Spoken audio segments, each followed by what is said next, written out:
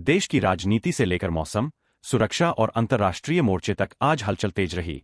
प्रधानमंत्री नरेंद्र मोदी कुरुक्षेत्र पहुंचे, जहां उन्होंने पंचजन्य स्मारक और अनुभव केंद्र का उद्घाटन किया।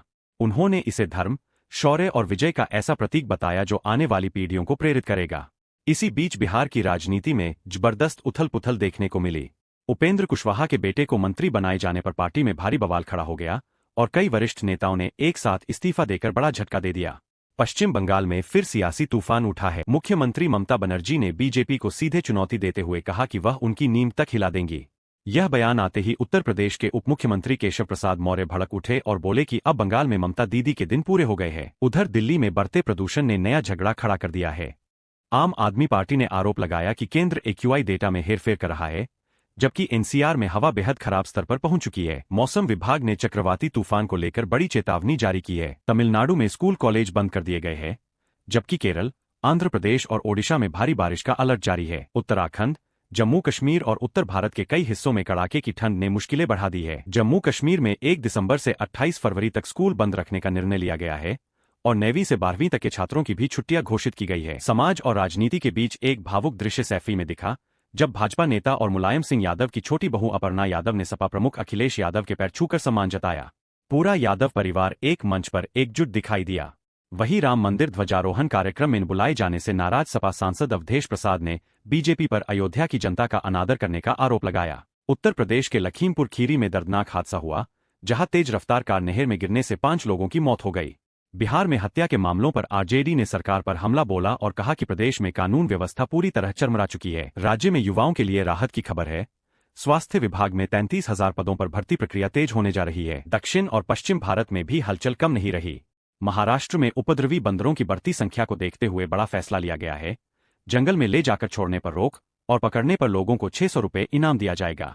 वहीं 3 जिलों में तेंदुए गन्ने के खेतों में डेरा जमाए बैठे हैं, जिससे आम जनता में भय का माहौल है। रेलवे में हलाल मीट परोसे जाने को लेकर उठे विवाद पर अब एनएचआरसी ने सीधे रेलवे को नोटिस भेज दिया है और 2 सप्ताह में जवाब मांगा है। इसी बीच दिल्ली ब्लास्ट केस में जांच एजेंसियों ने बड़ा खुलासा किया है कि आतंकी डॉक्टर मुजम्मिल जमीन के नीचे मदरसा बनाने की योजना पर काम कर रहा था। मुरादाबाद में अपराधियों ने फिल्मी अंदाज में एटीएम उड़ाकर 7 लाख रुपए लेकर फरार हो गए।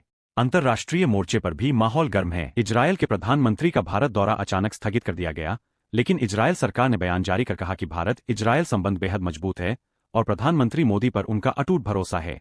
इसी बीच पाकिस्तान अफगानिस्तान तनाव फिर बढ़ गया है। एयर स्ट्राइक में 10 लोगों की मौत के बाद तालिबान ने पाकिस्तान से बदला लेने की धमकी दे दी है। आर्थिक मोर्चे पर चांदी की कीमतों में तूफानी तेजी आई है, जहां एक ही दिन में 2,000 रुपये से अधिक की बढ़त दर्ज की गई। एक्सपर्ट का अनुमान है कि यदि यही रफ्तार रही तो चांदी के दाम 1.75 लाख रुपये प्रति किलो तक जा सकते हैं। तकनीक की दुनिया में धोखाधड़ी का नया तरीका सामने आया है। व्हाट्सएप पर शादी का कार्ड भेजकर लोगों के खातों से पैसे साफ कर लिए जा रहे हैं। एक महिला के खाते से तो 1 लाख रुपए तक कट गए। रक्षा और सुरक्षा में भारत लगातार मजबूत हो रहा है। सेना के लिए नया एयर डिफेंस सिस्टम तैयार किया जा रहा है, जो हर मिनट 1000 गोलियां दागकर दुश्मन के ड्रोन हवा में ही गिरा देगा। ब्रह्मोस मिसाइल की भी दुनिया भर में मांग बढ़ गई है और भारत ने $450 मिलियन की एक और बड़ी डील हासिल कर ली है। खेल की दुनिया में हरियाणा में बास्केटबॉल खिलाड़ी की मौत ने बड़ा सवाल खड़ा कर दिया है। खराब पोल गिरने से हुई इस दुर्घटना के बाद स्पोर्ट्स अधिकारियों को सस्पेंड कर दिया गया है।